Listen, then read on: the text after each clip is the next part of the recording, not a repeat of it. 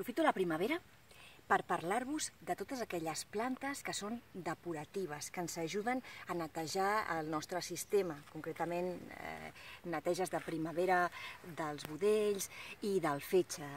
Una altra de les plantes depuratives, igual que us explicava el vídeo del pixallits, és la fumària officinalis. Les seves flors sembla que siguin petites sabatetes i antigament es recol·lectava la planta, s'assecava i es prenia amb infusió. Com tot, no ens hem de passar, perquè les plantes medicinals també tenen és acumulatiu, i llavors hem de vigilar amb les dosis que prenem.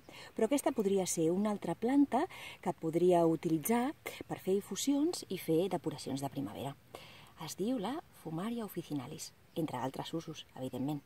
Aquí us la mostro, us l'ensenyo, i és un dels altres regals que ens ofereix la primavera.